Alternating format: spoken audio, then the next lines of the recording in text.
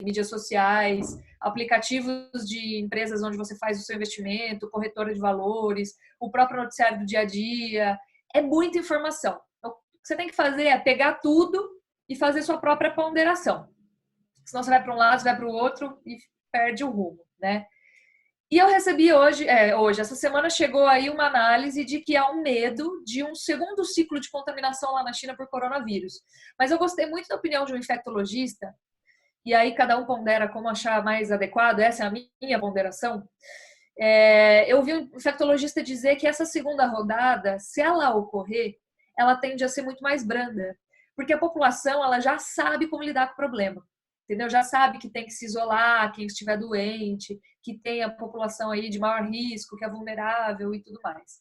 Então, o segundo ciclo, ele seria bem mais brando, né? E ele, na verdade, ele é necessário, porque o vírus ele está circulando por aí. O nosso objetivo aqui no Brasil não é impedir, não é evitar ser contaminado, né? É achatar a tal da curva de novos infectados para não sobrecarregar o sistema de saúde. Esse que é o grande temor, é o que está acontecendo lá na Itália, que acabou levando a esse colapso, tá?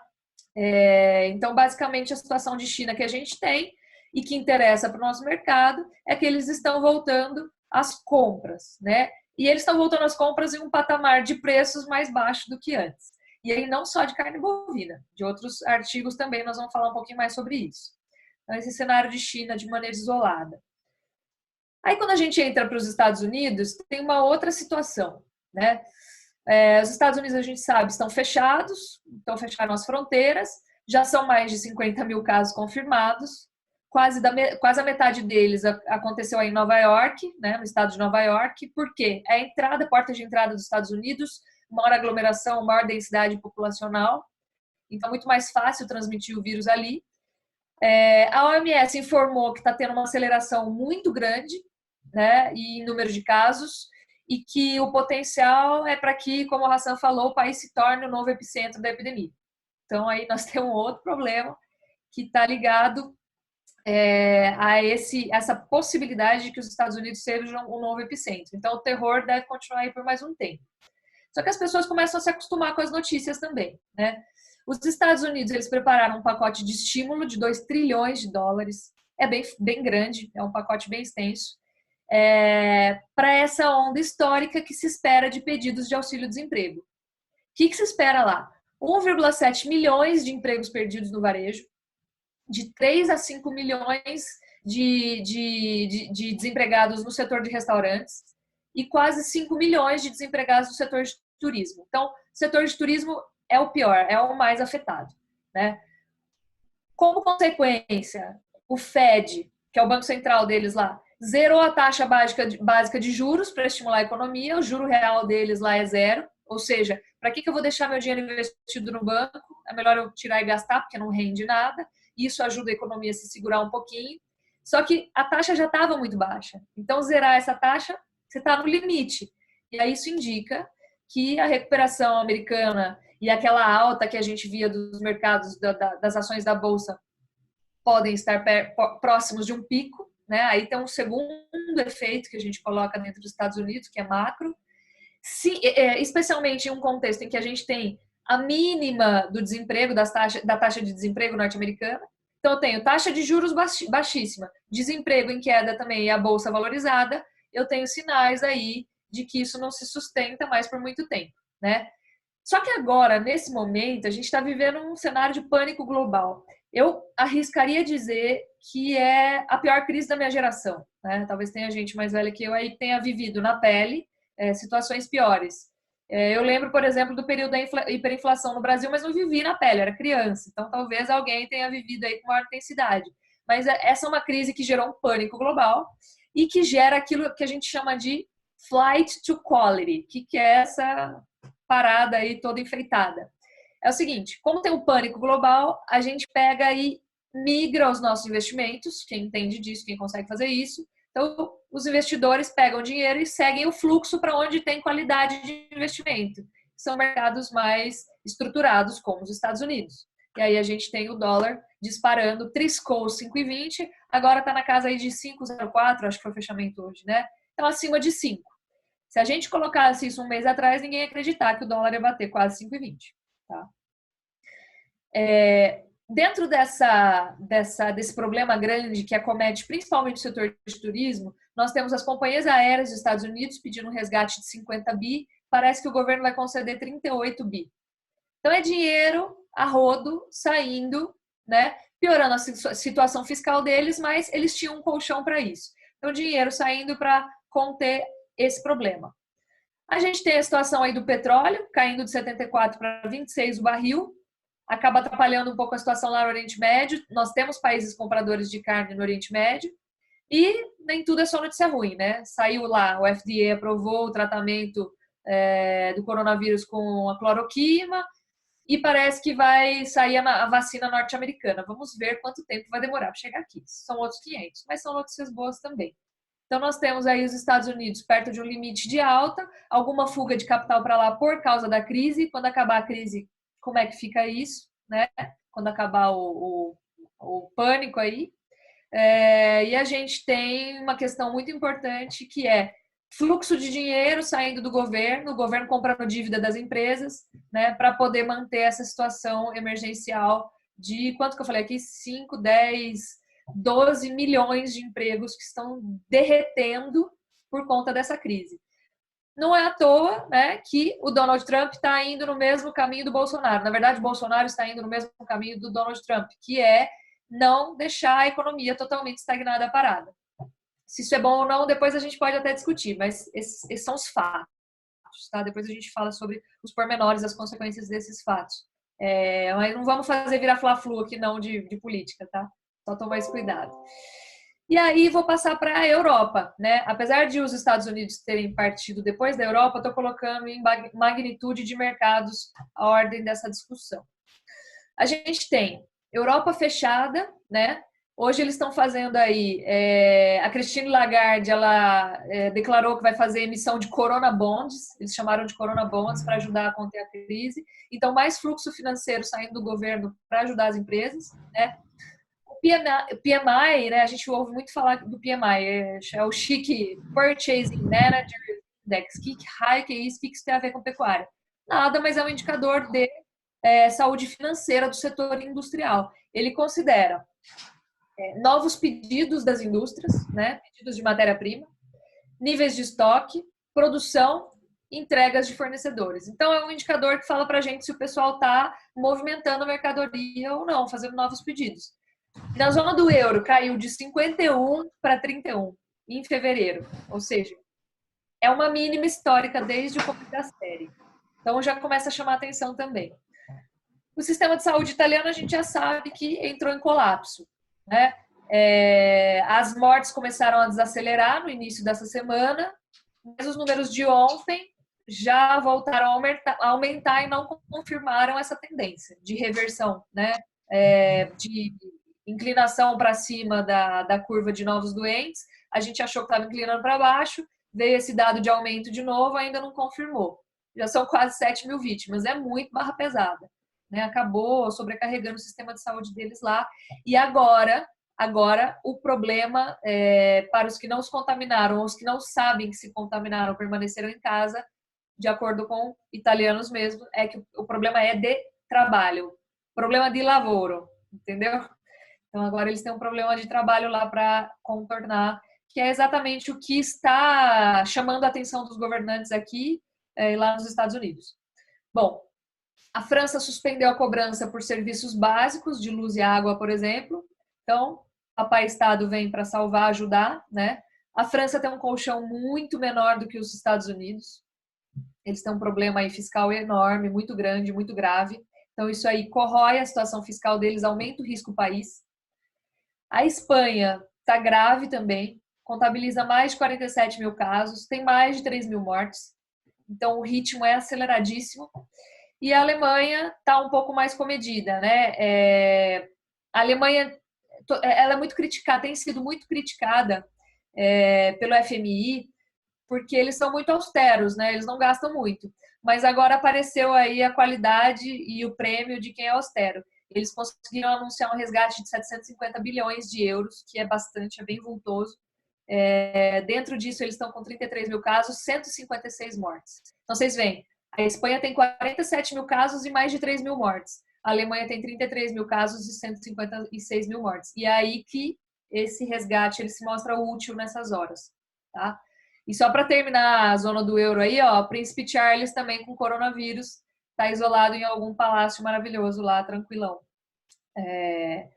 E aí, entrando em cenário Brasil, acho que eu vou até dar uma pausa aqui, se alguém quiser fazer algum comentário, se o Hassan quiser me interromper aqui, ou o Lucas também, para a gente tratar aí de cenário internacional e segmentando, fiquem à vontade. Ô, Lígia, tá me ouvindo bem aí, né? Estou ouvindo. Tá.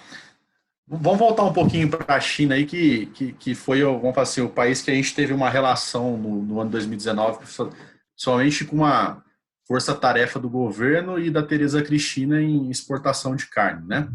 E a semana passada o governo deu uma questionada aí, deu uma tuitada do Bolsonaro junto com a China que acabou estremecendo um pouco as relações. E a Tereza Cristina fez um trabalho belíssimo aí no final do ano, inclusive tirando o monopólio de grandes frigoríficos, né, e dando oportunidade para os menores frigoríficos poderem levar a carne brasileira para fora.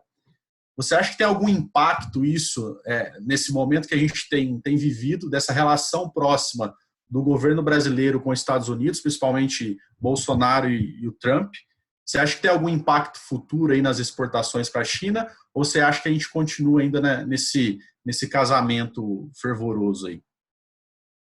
Pessoal, só interrompendo a Lígia aqui rapidinho antes dela começar a falar, lembrar vocês de ficarem atentos ao chat, a gente está tendo algumas perguntas. Quando for conveniente, a gente vai encaixando aí durante a conversa, ok? Obrigada, vou desmutar a Lígia aqui agora. Aí, eu vou responder a pergunta do nosso amigo Lucas e depois vou dar uma voltadinha aqui no chat para ler o que vocês escreveram, tá? Se vocês conseguirem segurar as perguntas até o final, ia ser ótimo, porque eu tenho medo de a gente fazer a coisa muito longa e chegar no final não conseguir concluir o raciocínio, ou seja, chegar na nossa pecuária. Então, eu vou tentar seguir aqui, abrindo as perguntas para os convidados, para a gente focar aí no que eu tenho para falar, e depois no final a gente só pergunta e fica até a hora que vocês quiserem. Assim, por mim... Sem problema, por mim tudo bem também. Às 6 horas da manhã nós estamos aqui. Sobre a questão do desagravo aí diplomático com China, obviamente diplomacia é uma arte, né? E a gente precisaria, eu acho que pisar firme quando precisa e eu acho que ser muito diplomático quando precisa. Obviamente a China é um grande mercado, um mercado gigantesco, um potencial enorme. Vou até trazer uma passagem pessoal. Eu lembro que eu era pequena, meu avô sempre foi pecuarista. Ele falava: nossa, imagina se um chinesinho resolver comer um bife a mais por semana, o que vai acontecer, né? E isso aconteceu. Isso se tornou realidade. Então, o crescimento econômico da China, ele levou a uma melhora do poder de compra e aumentou o consumo de carne bovina, que é de fato o que acontece em todos os mercados. Tem uma questão de preferência também, mas a carne bovina ela é sempre elástica com a renda, né? Ela conversa com a renda. E esse desagravo, assim, eu acho que eu não estou falando que ele é certo ou que ele é errado, né? Obviamente, eu não sou diplomata para falar para vocês. Acho que a gente tem muitos especialistas hoje em dia. Eu não sou diplomata para dar essa opinião sobre diplomacia, se foi certo ou não. Eu acho que às vezes a gente tem que pisar duro. Não estou falando que foi o caso. O que eu quero dizer eu acho que dentro do atual cenário de necessidade da China de abastecer a população, porque eles têm estoques muito baixos, 50% mais baixos de carne bovina, de proteínas animais, desculpa, eles não vão poder fechar mercado para a gente agora. Uma questão comercial. Se eles fecharem mercado para o Brasil, eles estão considerando aí um corte de 30% da oferta de carne bovina que poderia abastecer o mercado deles. Então, a inflação de alimentos lá já está muito pressionada. Agora deu um freio por causa do coronavírus. Mas em novembro do ano passado, para vocês terem ideia, a inflação de alimentos foi de 15% só naquele mês. Então, eles têm uma pressão inflacionária muito grande e que acaba tornando eles, não vou falar que são reféns nossos, óbvio que não. Vocês viram que a briga Estados Unidos e China durou aí vários meses. Mas acho que eles não vão fechar, por conta de um tweet, eu acho que eles não vão fechar mercado agora. É isso que eu quero dizer. Entendeu?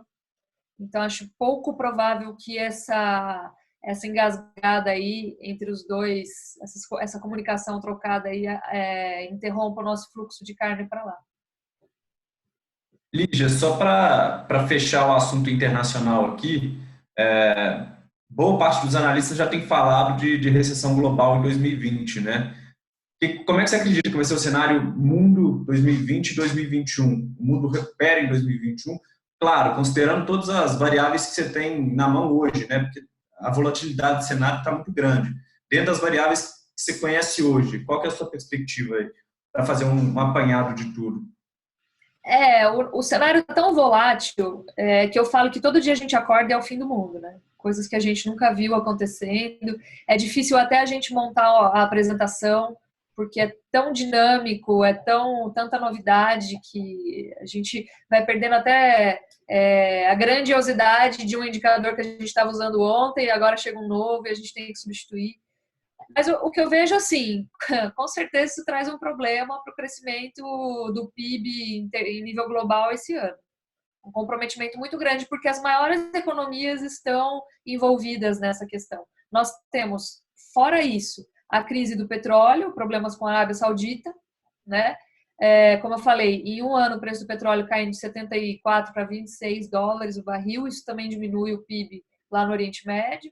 Então, nós temos, além disso, o problema da pandemia e o próprio problema da peste suína africana na China, que, pega e dizima o estoque de proteína deles e o PIB acaba caindo por conta disso, por causa desse valor, né, que teria esse estoque que já não existe mais. Então, nós vamos ter um problema de PIB, sim, desacelerando, né? Eu acho que esse problema ele entra em um momento fiscal bastante delicado, porque a gente vê de maneira concomitante e insistente grandes economias baixando taxa de juros para estimular a economia, baixando, chega no momento em que você baixou tanto que o cara se endividou no pico, na crista da onda, ele pegou esse dinheiro emprestado a juro baixo, não zero, mas baixo, e o mercado vai começar a não conseguir mais crescer e lá na frente ele não vai conseguir pagar essa conta. Então, assim, eu acho que tem um cenário se formando que não é de curto prazo, não é para 2020, eu colocaria um prazo mais longo nessa análise, mas que é bastante preocupante. E aí a gente tem essa primeira engasgada de coronavírus que traz a gente de volta para a realidade, porque o mercado estava em céu de brigadeiro. A bolsa batendo recorde, né? O S&P voando também. Então, a gente de volta para a realidade para análise dos riscos. Eu ainda acho que a nossa bolsa tem muito que corrigir no longo prazo, que o mercado vai voltar, que a gente daqui 5 anos vai estar feliz com os investimentos que a gente faz hoje, com o que a gente consegue comprar mais barato hoje. Mas essa intervenção dos mercados nas taxas de juros e fazendo elas caírem aí concomitantemente, ela é meio preocupante, eu acredito, né? Principalmente porque os governos vêm comprando dívidas das empresas. A hora que essas empresas não conseguirem mais pagar a conta, fica na mão dos governos e aí a gente tem um problema tipo 2008 de novo. Mas isso é mais para frente. Para 2020, então, eu prevejo, de fato, essa desaceleração. Eu acho que o coronavírus, a gente tirar uma semana de trabalho no ano do mundo inteiro, que é basicamente o que está acontecendo, a gente já tem aí um efeito dominó que é potencializado, né? Por conta do desemprego, o cara que não vai mais consumir, o cara que não vai mais consumir porque ficou desempregado não vai quebrar outra empresa lá na frente, a gente tem um efeito dominó. E para 2021, a gente está vendo um crescimento compensatório, principalmente Brasil e emergentes, né? Estados Unidos, que eu acho que vai ficar um pouco mais estagnado, porque já estava aí na crista da onda, como eu falei. Beleza? Podemos seguir? Show de bola. Vamos lá, acho que agora pode entrar no cenário Brasil. Acho que seria legal dar uma passada para a turma, assim, você está enxergando. Brasil, um cenário tem uma peculiaridade aí, que é a questão política ainda, que hoje, a partir de ontem, na verdade, desde ontem, deu uma bagunçada aí no cenário, né? O governo está trabalhando de maneira meio descoordenada, os governadores, prefeitos e o governo federal não têm se entendido muito. Mas, enfim, tentando, pelo menos, isolar o aspecto político sob a ótica macroeconômica aqui, como é que você avalia o que já foi feito no Brasil e o impacto do coronavírus aqui no Brasil? Olha, tem algumas questões aí. Eu acho que a gente estava conversando antes da live aqui, né, Hassan? Acho que a gente vive um momento no Brasil, é muito delicado, porque tem uma polarização muito grande. Tem uma tentativa de penalizar o governo por tudo que acontece, erros e acertos, e também tem uma tentativa, de outro lado, de justificar tudo que ele faz, porque acho que ele representa uma mudança de alguns paradigmas, enfim. Obviamente, como todo mundo nessa vida, o governo erra e acerta, né? Então, assim, o cenário político ele é difícil. Eu acho, pessoalmente, novamente, opinião pessoal, eu acho que a comunicação foi mal feita, né? Tá todo mundo assustado. Outra coisa, nenhuma notícia boa vende, notícia ruim que vende. Então a mídia, cara, tá elétrica em cima do que tá acontecendo com o coronavírus. Então você vem na televisão falar que é um resfriadinho, putz, aí todo mundo malha o cara, claro, o cara, entendeu? Mas eu acho que tem um fundamento no que ele tá falando, porque é o seguinte, esse colchão que a Alemanha tem, por exemplo, por ter sido austera, hoje ela tem para colocar na saúde, que são só 750 bilhões de euros, a gente não tem. Por isso que a mortalidade lá foi muito baixa. Os caras conseguem fazer igual a China e levantar o hospital da noite para o dia para atender as pessoas, para elas não ficarem sem ter tratamento, por exemplo. Né? Encomendar, fabricar respirador com prioridade, que é coisa que a gente não tem aqui no Brasil, que é coisa que não existia também na Itália. Então, como a gente não conseguiu, a gente torrou todo o colchão lá atrás com populismo, corrupção, a gente entra agora com uma situação fiscal muito ruim. E aí, o que acontece? Essa polarização está impedindo a gente de enxergar o que tem de bom, o que tem de ruim. Né? Nós viemos no cenário fiscal sendo construído nos últimos anos muito ruim, estávamos querendo colocar ordem na casa, a reforma da Previdência, a reforma fiscal, a reforma tributária, tudo isso para tentar colocar ordem na casa e de voltar, tentar brincar de ser austero, porque eu não posso falar que aqui no Brasil a gente é austero, né? Com os salários dos nossos congressistas aí. Mas assim, o cenário político é muito difícil, mas eu não consigo parar o país, nós vamos convulsionar o país.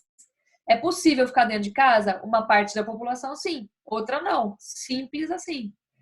A gente teve um juiz aí determinando o fechamento de algumas plantas frigoríficas em Goiás.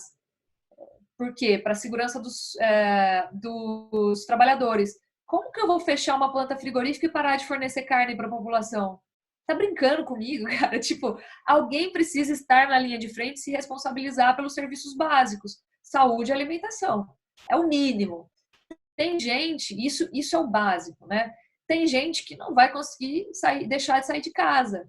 Tem gente que não tem essa condição de fazer home office, não tem como pagar as contas. O cara tá, pelo amor de Deus, pedindo para trabalhar. Então, isso é bonito no papel, na prática não vai ser possível para todos, né? A gente vai ter que encontrar um equilíbrio. E aí tem gente que defende 100% de home office, 100% de isolamento, e gente que tá achando que o cara tá falando, não, vamos todos para a rua. Aí tem a questão de voltar com as escolas. Eu também não sou especialista, não vou saber te falar, não sou infectologista nem epidemiologista, eu não vou saber te falar se é certo reabrir as escolas ou não. Também não vou dar pitaco aqui em coisa que eu não entendo, né? Eu acho que tem equipe técnica aí de um lado, de outro, para brigar.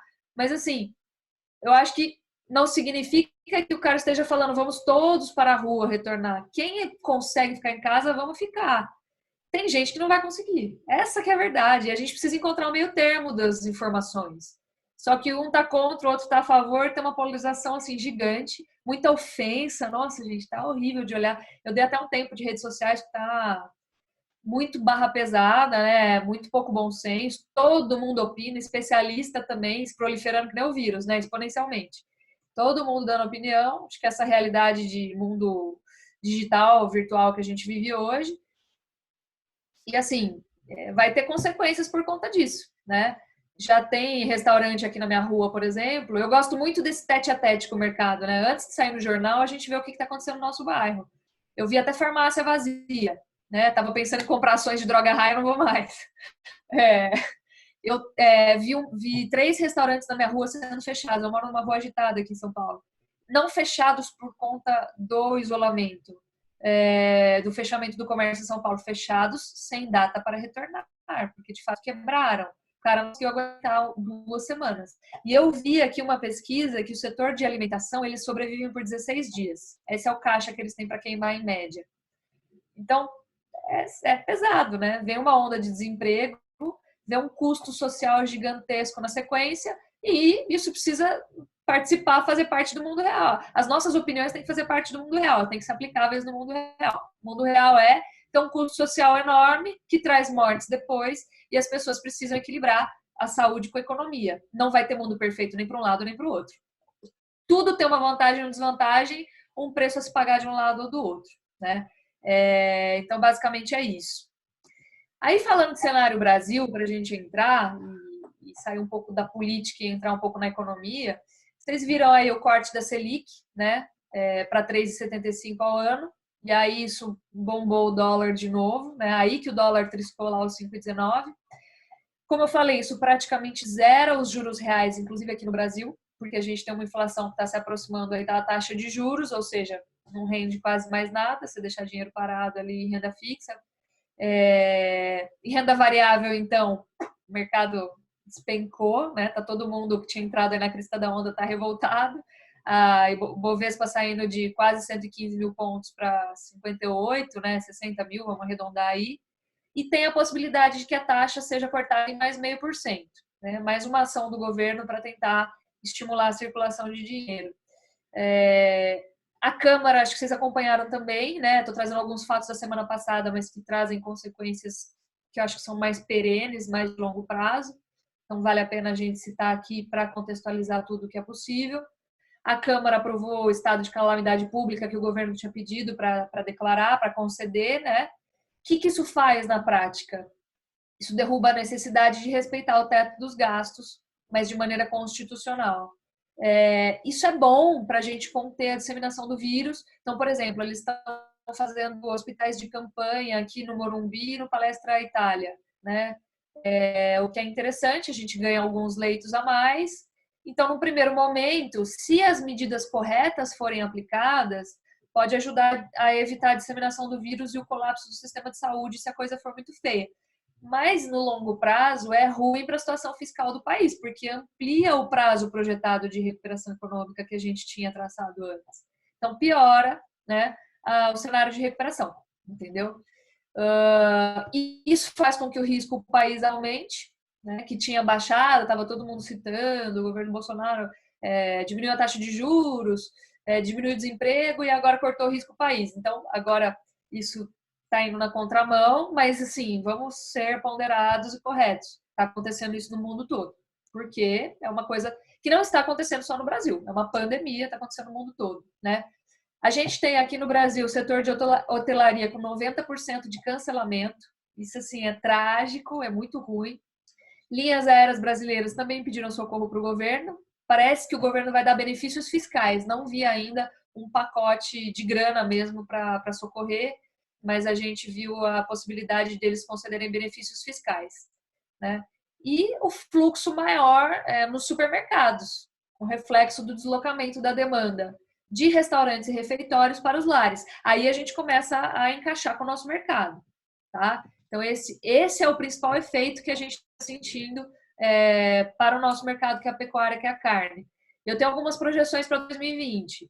A gente tem um dólar hoje de 5,04, imaginamos que o dólar pode finalizar o ano aí em 4,5, até 4,70, vai, dependendo do cenário fiscal, até onde vai isso a gente não sabe exatamente ainda. É um chute. Tudo aqui de preço que vocês escutarem é chutômetro, né? Sem falar que dólar, né, sofre influência de várias outras coisas, tem interferência do Banco Central, então a gente pode errar, mas vai estar pressionado para cima, acima dos valores anteriores à crise, mas não tão altos quanto acima de R$5.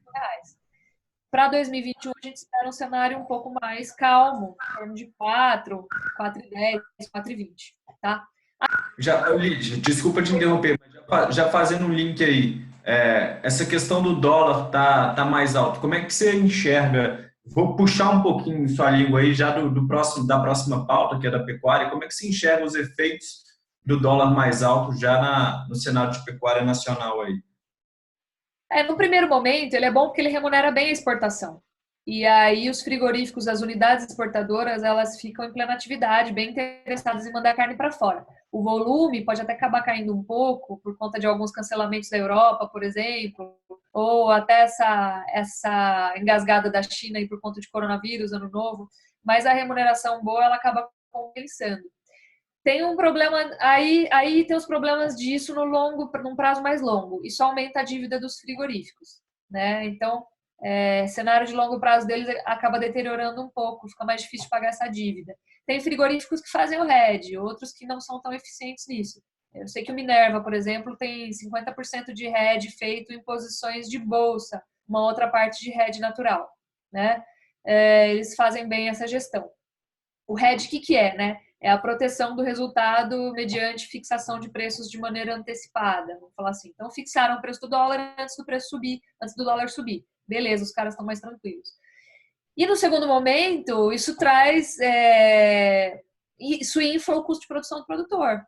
Então, adubo, maquinário, fertilizante. E a gente está falando aqui com um público que tem tecnologia aplicada na fazenda. Estou falando de gente que acredita que o fertilizante ele é importante para no manejo aí da propriedade pecuária, né? Para a gente conseguir ter pastagem bem manejada. E aí, o que acontece? Então, isso infla os custos de produção no segundo momento, né? Então, esse é um desafio aí para a gente conseguir burlar. Porque tá todo mundo contente, por exemplo, que o boi ano passado, nessa época, era R$140. Hoje nós estamos falando de um boi de 190 e reclamando. Mas os custos vieram na mesma esteira. E aí, né, vamos falar de pecuária mais para frente. Mas o dólar imediatamente já traz esses problemas, uma solução e alguns problemas sistêmicos aí no seu eixo. Beleza. E aí, então... Pois não. Só um pouco, puxando um pouco para o boi aí já no cenário brasileiro, se dão uma contextualizada o que são os impactos que a gente pode ter na economia em relação à economia global e Brasil, né?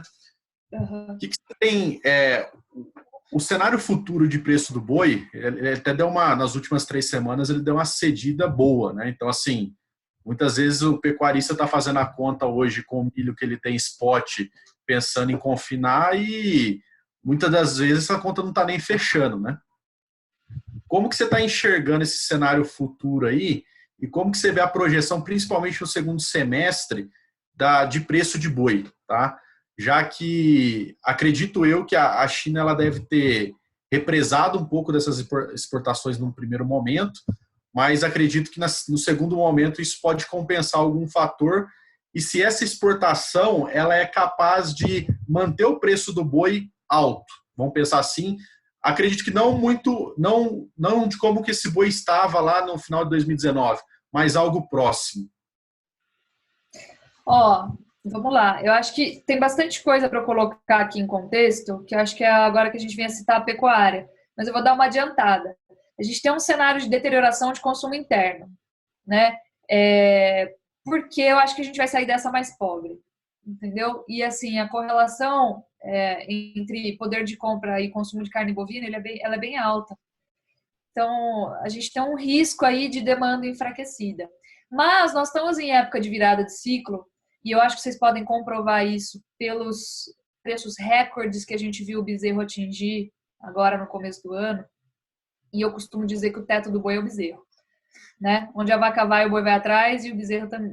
Onde o bezerro vai, o boi vai atrás também. Então, como o bezerro estava atingindo patamares recordes, eu acho que o boi tem mais um espaço para andar. Só que, sim, nós vamos ter que fazer um ajuste nessa projeção de preço, porque nós temos um corte na demanda, que eu acabei de colocar aí, que é a questão do poder de compra da população, né? Então, contextualizando, exemplificando, antes de entrar no ar aqui, eu estava falando com a Hassan, minha diarista tem 70 anos, precisa trabalhar.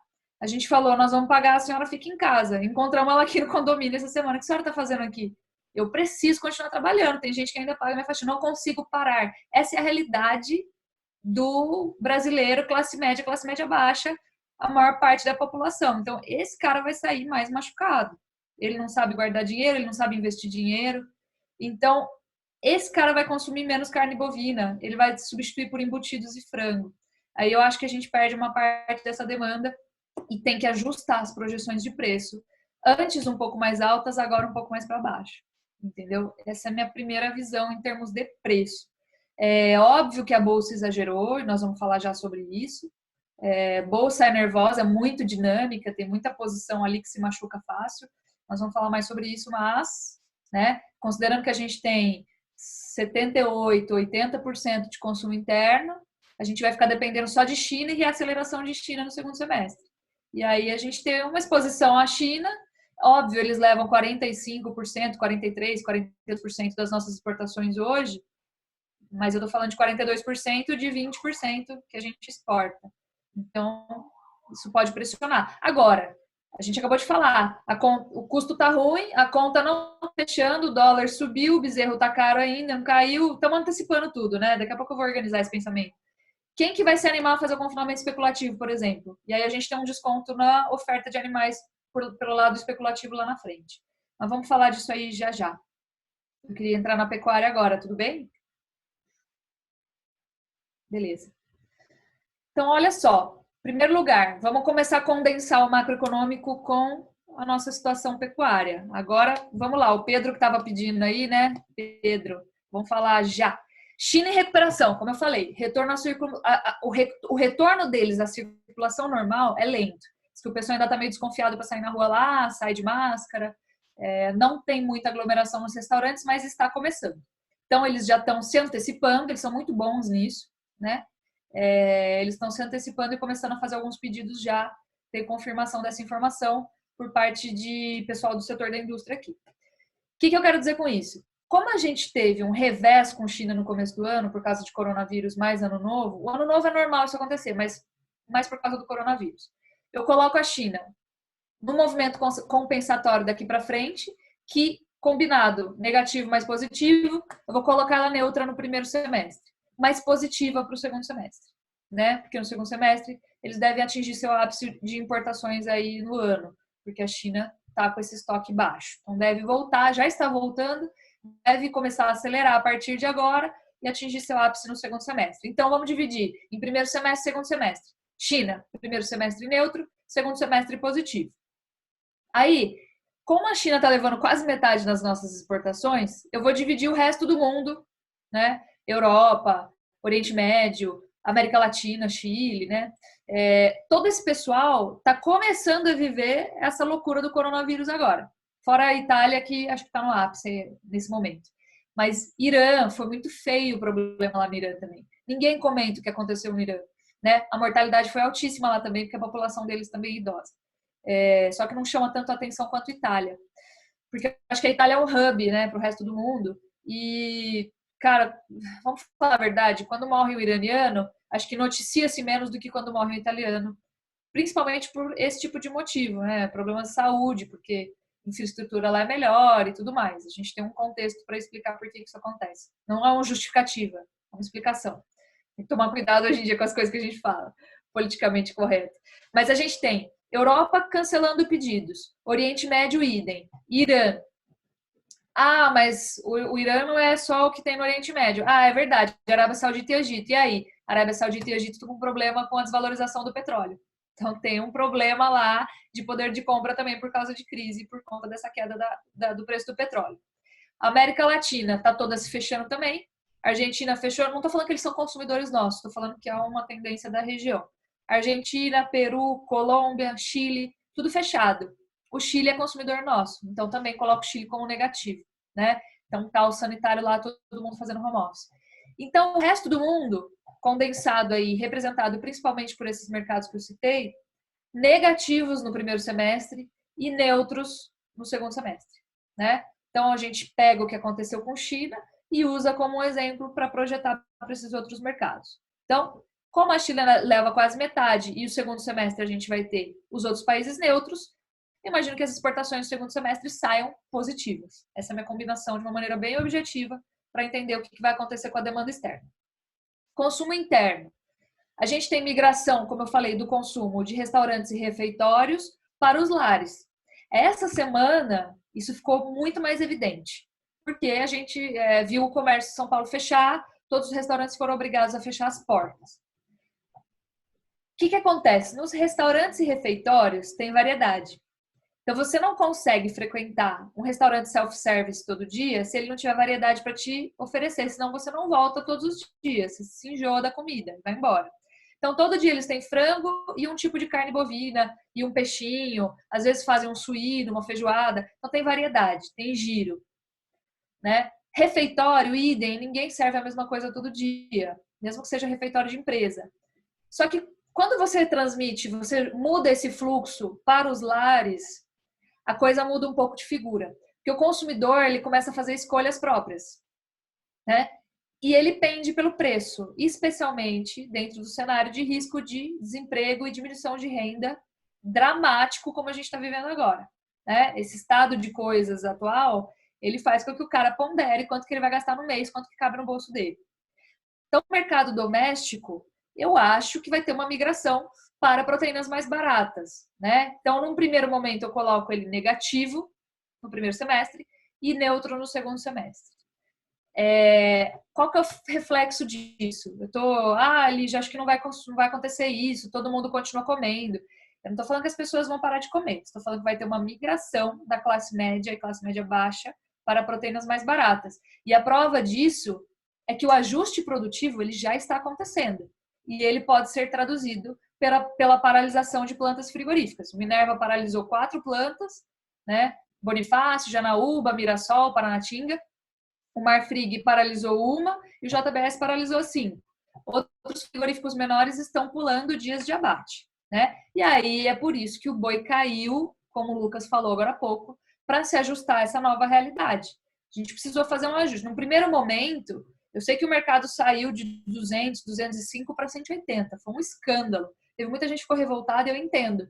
Só que assim, como todo mundo começou a fechar as portas e ficar recluso em casa, teve uma migração muito violenta e dramática de consumo para os supermercados. E o mix de produtos, os cortes que você disponibiliza nos restaurantes e no supermercado é diferente. Não é fácil você encaixar o boi inteiro em um só lugar, você não consegue. Então, essa mudança dramática que levou, então eu vou desvalorizar, eu só compro se for assim com esse desconto enorme. A questão é que o boi encontrou já um certo equilíbrio. Ele é frágil, esse equilíbrio ele é frágil, mas ele aconteceu em torno de 190 a 195. Fiquei sabendo de um negócio ou outro em 200. Então ele se acomodou. Mas a média de mercado aí é entre 100 e 195 São Paulo hoje. Depois a gente projeta, vocês projetem em cada um para suas praças, né? O que a gente tem é que as escalas dos caras estão muito curtas, os frigoríficos trabalham com escala de 3, 4 dias, 2 dias, 4 dias é o máximo, né? O pecuarista tem ainda uma boa capacidade de carrego do boi nas pastagens, as escalas por isso seguem curtas também, ninguém precisou sair correndo vendendo boi a 180 porque não tinha o que fazer com boi, que é perder peso. Só que assim, não se enganem, o frigorífico também está querendo comprar da mão para a boca porque ele não sabe para quem que ele vai conseguir vender amanhã. A situação está meio dramática para todo mundo, né? Outra coisa, tem praça aí no Brasil que já faz mais de 20 dias que não chove. Então, isso aí já começa a me preocupar aqui também, sobre a capacidade de suporte dessa estratégia.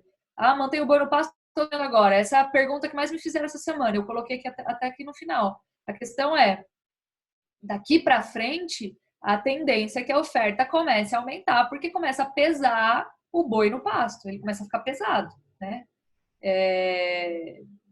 Então, assim, acho interessante a gente pensar aí nesses patamares de acomodação e jogar isso para a realidade dos fatos, essa análise conjuntural que a gente está fazendo aqui.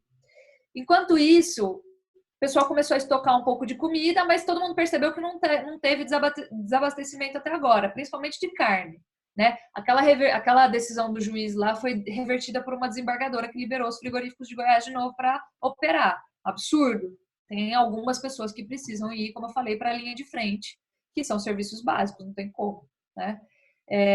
Então o pessoal começou a estocar um pouco de comida, parou agora, e o atacado de carne encontrou um piso em 13,50, boi casado aqui em São Paulo. Parou de cair na semana passada. Beleza, o boi gordo também encontrou seu piso. Então onde a carne vai, o boi vai também, né? Ele segue.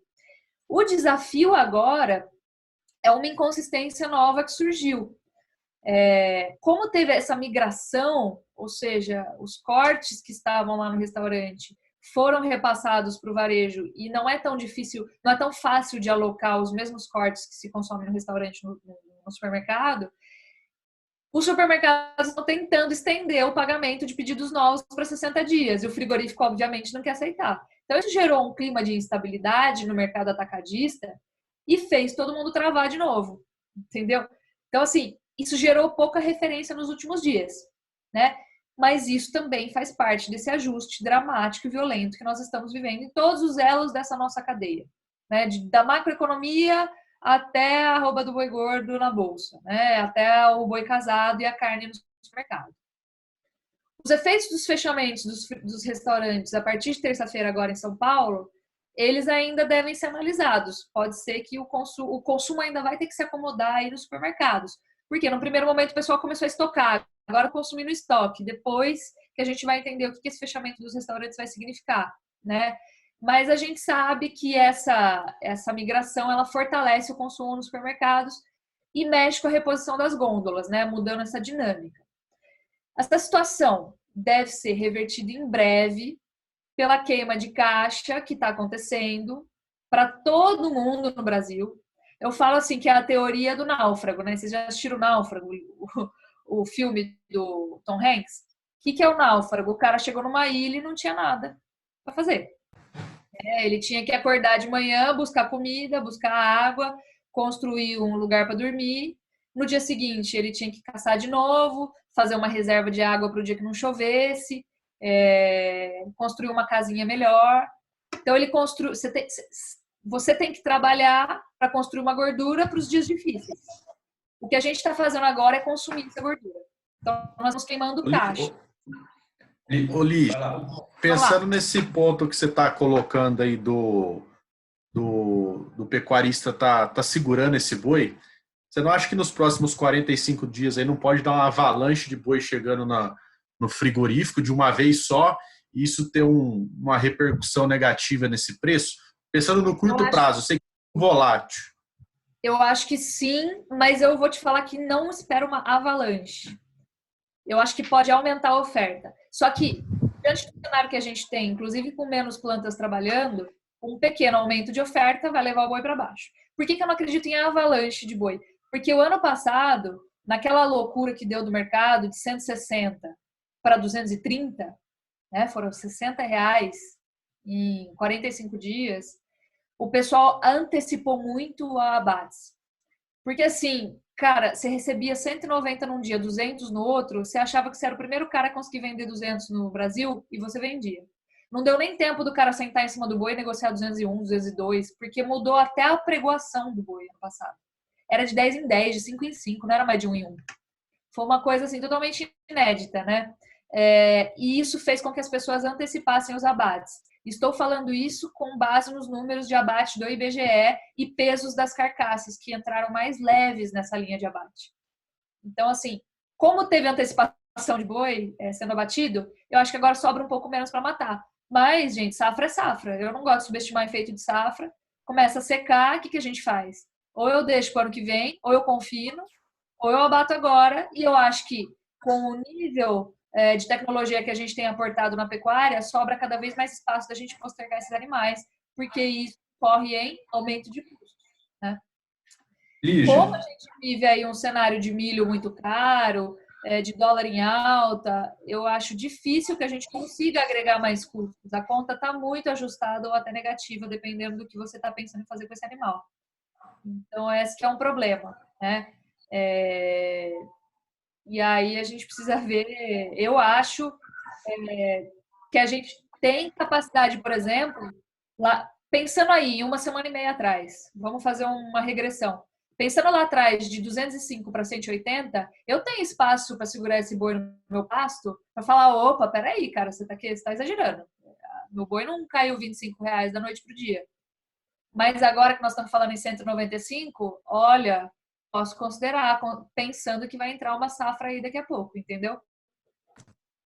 Uma virada de safra para entre safra, que é aquela boca de maio, que faz o boi dar uma escorregada. Essa é a minha visão, tá? Lígia, no cenário tá pintando aí, onde que você enxerga que existe oportunidade, se é que vai existir alguma oportunidade spot aí para o pecuarista. Eu hoje li aqui no Valor, já está falando sobre eventualmente a gente ter problema na cadeia de suprimento de alimentos, né? Claro que isso é um reflexo na cadeia de alimentos global, não necessariamente no Brasil. Mas existe alguma janela, algum spot aí para conseguir trabalhar alguma oportunidade de curto prazo ou você acha que não? Olha, tem.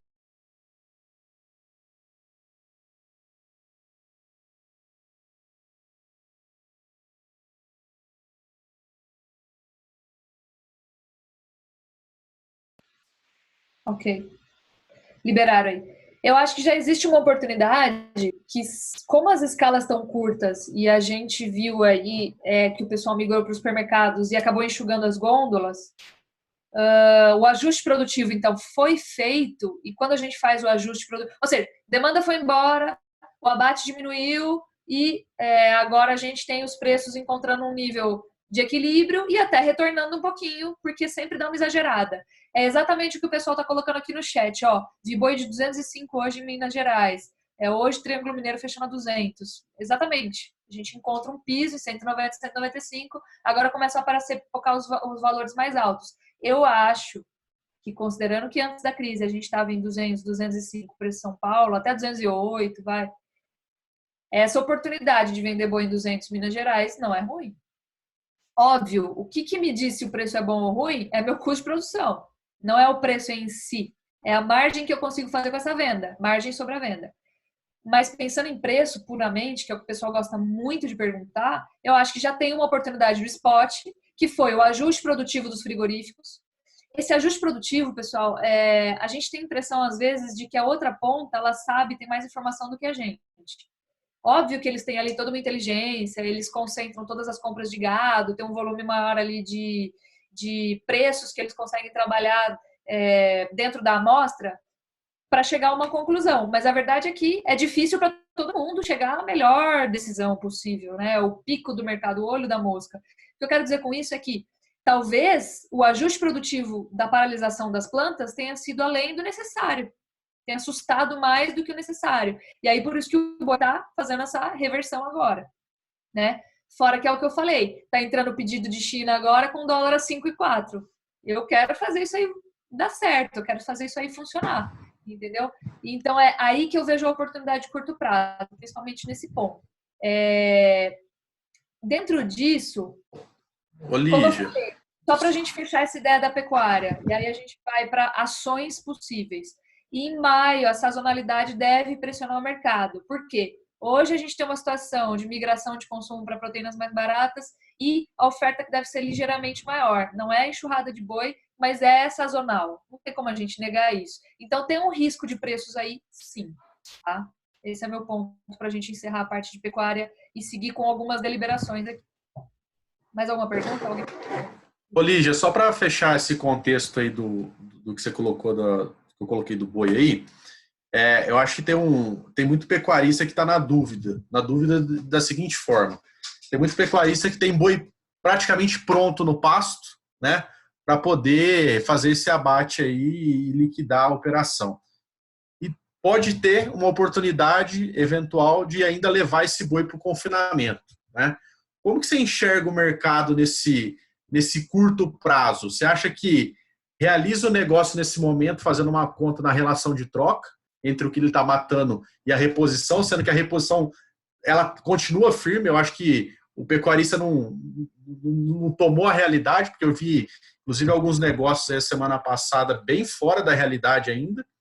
Ou ele espera, ele aguarda, ele leva mais para melhorar essa relação de troca e tenta buscar algo melhor lá na frente? Olha, essa é uma pergunta muito boa. Só que ela depende muito da conta que você tem para fazer. Se você tem uma conta que fecha hoje, eu venderia esse boi hoje.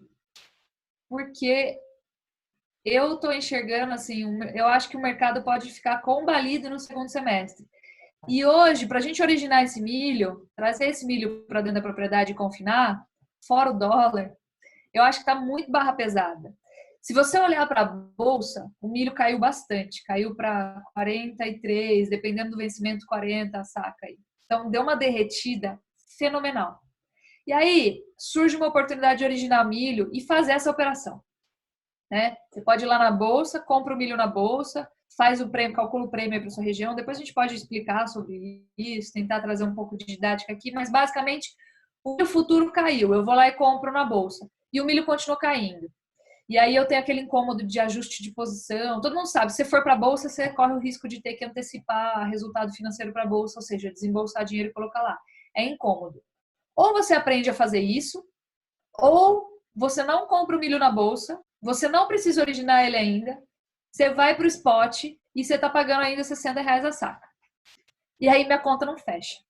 Então, assim, se eu não conseguir gerir o risco de preços, se eu não tenho essa capacidade, esse conhecimento, essa musculatura financeira, e minha conta hoje fecha, eu faria essa venda, né? A não ser que eu projete a minha conta, mesmo com milho mais caro, meu custo esteja muito baixo lá na frente e a conta feche. Mas pelo que eu tenho conversado com as pessoas, não é isso que está acontecendo. A conta do confinamento está extremamente ajustada, né? E em alguns momentos ela está negativa. Não está fácil, entendeu? Então, assim, eu acho mais vale um na mão do que dois voando. Eu acredito que o mercado volte a se precificar acima de 200 aí para o segundo semestre. Falando em preço São Paulo, nós já temos um indicador de que isso está acontecendo aqui hoje, né? Nesse mercado ajustado. Só que a gente tem que pegar as projeções que a gente tinha antes, que para mim era 210, 215, 200, esse era o range, e a gente tem que ajustar um pouco essas projeções, né? Então, por quê? Porque eu tenho uma migração de demanda. Eu acho muito grave o que está acontecendo com o trabalhador brasileiro. Ele não vai poder continuar comendo bifinho igual a gente. Você tem que pensar em classe média baixa. Isso, para mim, vai tirar um pouco da concentração de demanda que a gente tinha de carne bovina e transferir um pouco para outras carnes. E aí que a gente tem o risco, é de demanda, não é bem de oferta. Tem um contraponto. Como a conta do segundo semestre está assustando, pode ser que lá na frente eu não consiga ter oferta, né, de boi confinado. E assim, a gente sempre faz projeção de confinamento aqui. O que você acha que vai acontecer com o confinamento? A gente faz as apostas lá, faz a pesquisa, conversa com os clientes, mapeia os maiores confinamentos do Brasil, conversa com os caras e faz uma projeção de o que está acontecendo com o confinamento. Só que esse ano, como que você vai fazer projeção com esse cenário de confinamento, entendeu? Então, assim, tá difícil. Eu acho que o especulativo vai sofrer, porque a conta não tá fechando, esse cara faz mais conta. O estratégico não vai sofrer tanto, só se o cara não tiver capital de giro para aguentar, que eu não acho que seja o caso. Eu não acho que seja o caso do nosso setor. O nosso setor ele está um pouco mais à margem desse problema de queima de caixa, né? E por que eu acho que vai continuar? Porque o cara fez o planejamento lá atrás, 2 anos atrás, para ele poder vender o boi confinado agora. Entendeu? Para ele poder ter estrutura na fazenda. Ele não pode cortar esse planejamento agora. Essa é a vida real do confinador. Todo mundo fala, a conta tá ruim, ninguém vai confinar lá na frente. A realidade da pecuária não te permite mais essa flexibilidade imediata, porque o teu confinamento não é especulativo mais. Ele é estratégico. É para você aliviar a pastagem. Entendeu? É para você conseguir otimizar a sua produção. Então, eu acho que isso tira essa flexibilidade e mantém a maior parte dos pecuaristas cumprindo sua programação, ou seja, entregando os animais. Entendeu? Certo. Tá. Aí, dentro disso, é aquela pergunta, é exatamente o que você falou. Segurar ou não segurar? Agora, imediatamente, curto prazo, boi de pasto que não pode ser confinado, porque eu não tenho estrutura, porque eu não quero mandar para o parceiro. Agora, curtíssimo prazo, até maio, né?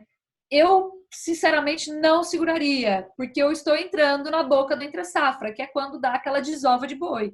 Entendeu? Eu não seguraria. O que eu tentaria, sim, é aproveitar essa correção que o mercado está fazendo depois da queda e negociar bem meu boi, né? Eu acho que isso é interessante. O mercado futuro, ele não está onde a gente gostaria. Hoje o contrato de maio fechou 191, né? Nós já estamos falando de negócio de Minas. Acabei de ver um relato de Salvador ali de 200 também. São Paulo a gente sabe de negócio de 200 e pouquinho. Então o mercado futuro ele não está onde a gente queria. Ele está em 191. Mas ele esteve recentemente em 167. Então, assim, depois daquela correria que foi a semana passada, e na semana passada a gente fez recomendação de compra de call. O que é call? É o seguro contra a alta. Então, valeu a pena quem fez a operação na semana passada. Era cara, porque o mercado está caro, né? Que nem você comprar seguro de carro numa região onde tem muito assalto, é mais caro o prêmio. Então, como o mercado está muito maluco, o prêmio fica mais caro, né? Semana passada era caro, mas está quase lá. Voltando para contratos futuros, né? Como o mercado futuro está marcando 191 para maio, mas hoje eu tenho 200. Mas eu estou falando de uma projeção para maio. Eu acho que o mercado talvez possa corrigir mais um pouco, mas ele já está considerando que em maio eu vou ter preços mais baixos do que eu tenho hoje.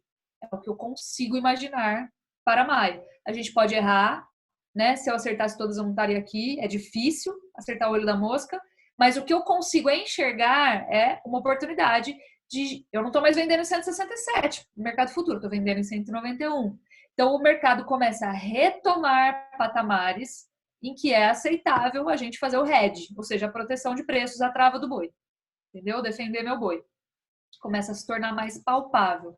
Então, hoje, para vender no curtíssimo prazo, eu não seguraria, eu começaria a vender. Também não vou sair vendendo rica corrida, né? Eu vou negociar bem.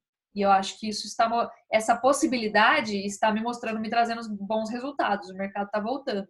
Não vou sair vendendo que nem louco na urgente. Eu posso vender compassadamente, estudar, negociar, mas daqui até maio a gente tem uma deterioração das pastagens e isso sempre costuma ter um custo, né? E aí, para o segundo semestre, se eu vou embutir custos ou não, depende da minha conta. Os contratos futuros, para outubro, aí, eu acho que eles têm que se valorizar ainda um pouquinho mais. Bateu 200 hoje, acho que agora fechou em 197. 199, desculpa, 199. Eu acho que tem que se valorizar um pouco mais esse contrato de outubro. Lígia, pensando nessa estratégia aí do maio, né, nessa queda aí, vamos pensar pelo seguinte aspecto. Vamos pensar que no segundo semestre a gente tem esse cenário mais favorável, né? Principalmente pensando em China e exportação, e talvez o mercado interno, dependendo desse time, desse shutdown que aconteça no Brasil, ele pode ser mais impactado. O que seria melhor, pensando lá na cadeira do pecuarista hoje? Vamos falar que o cara realize o boi dele hoje, certo? E ele tem a grana na mão para poder girar o negócio novamente.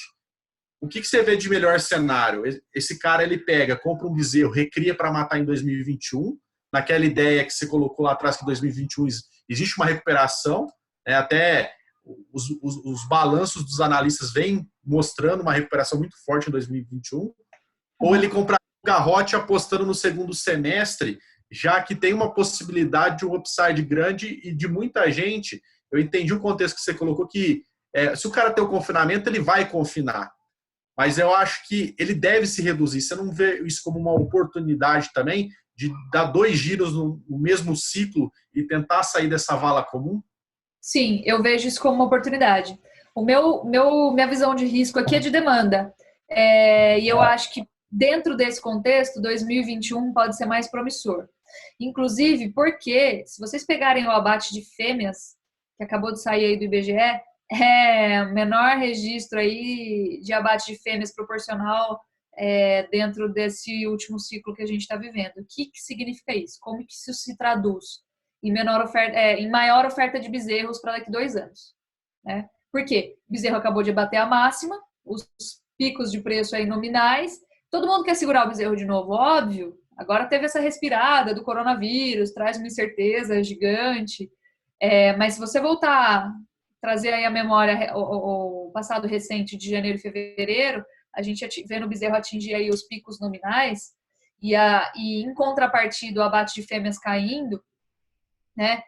Eu colocaria que daqui para frente a gente vai começar a ver oportunidades de comprar melhor o bezerro e como o boi gordo acompanha o bezerro, primeiro vem o bezerro, depois o boi gordo, eu acho que ano que vem a gente ainda vai ter possibilidade de vender boi em bons patamares, né? Precisa tomar muito cuidado para não comprar agora o bezerro e vender ele daqui 2 anos quando o mercado começar a virar. Aí você compra o bezerro na máxima e começa a vender. Tipo, lembra de 2015, 2017? É que 2017, esqueçam aí Joesley Day, esqueçam a Operação Carne Fraca. Mas em 2017 a gente tinha uma visão muito negativa do mercado. por conjuntura, porque a gente tinha aumentado a oferta de bezerros, aumentado a retenção de fêmeas. Em 2015, foi o apagão de bezerros. Então, em 2015, todo mundo segurava as fêmeas. 2 anos depois, o que acontece? Tem um monte de bezerro aí para ofertar e o boi gordo vai atrás. Então, o boi gordo estava começando a cair. Não quero repetir. Eu acho que está no momento em que a gente corre um grande risco de repetir isso. Comprar bezerro nas máximas, vender ele daqui 2 anos e aí não conseguir acompanhar a valorização na medida necessária para cobrir os custos de produção. Entendeu? Acho que esse é o risco. Mas pensando na temporada que vem, 2021, eu ainda acho que tem um resquício de mercado para a gente conseguir fazer boas operações.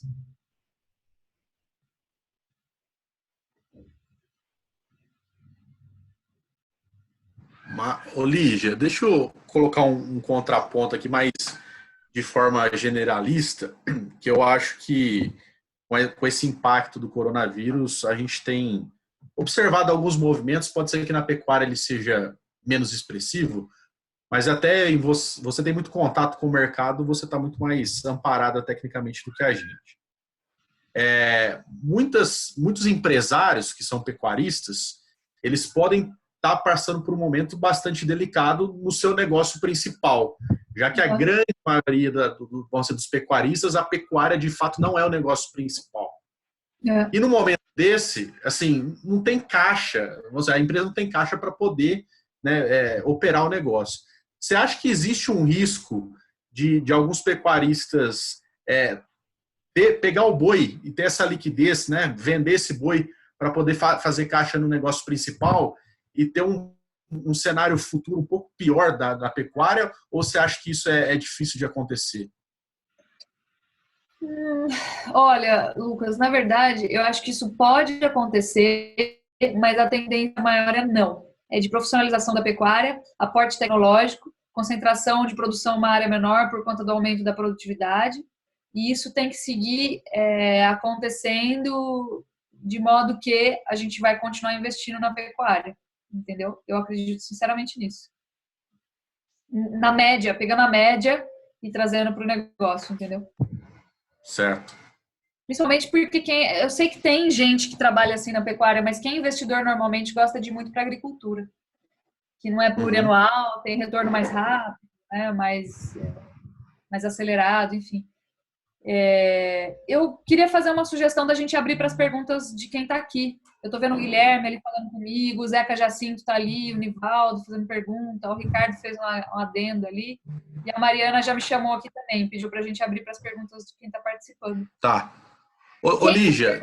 Atrás, pessoal, desculpa, vai ser difícil eu voltar muito o chat, senão a gente vai ficar aqui até amanhã. Eu fico até amanhã, mas, né, vocês precisam ter essa disposição também. Se vocês puderem repetir as perguntas que foram feitas lá atrás e que ainda tem um contexto, eu agradeceria muito, tá?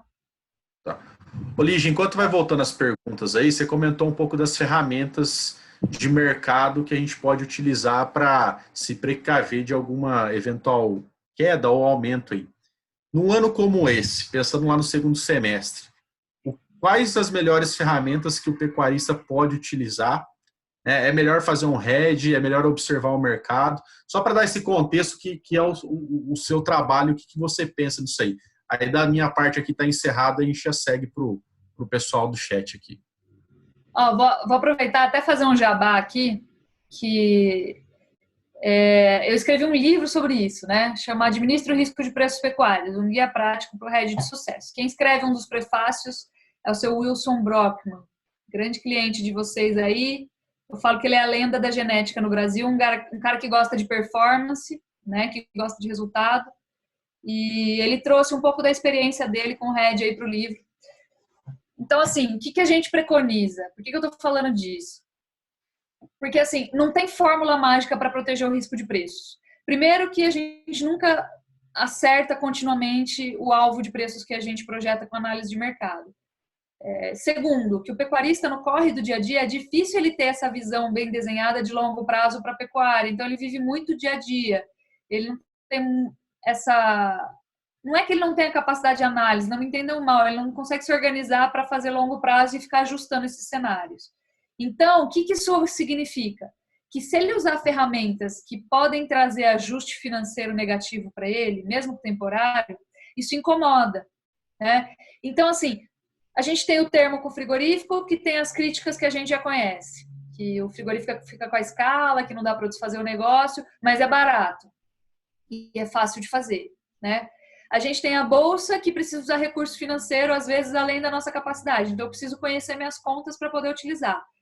E a gente tem as opções, que é o seguro de preços, né? Que é caro. Todo mundo fala, o seguro está caro, não consigo fazer. É caro. Cada uma das ferramentas vai ter vantagens e desvantagens. Não existe ferramenta perfeita. O que existe, sim, é uma combinação, que a gente chama de tríade de ouro, entre análise de mercado, perfil econômico da propriedade, eu preciso saber se eu tenho musculatura ou não para usar uma ferramenta ou outra, né? E perfil do investidor. Tem gente que é mais arrojado, tem gente que é mais conservador.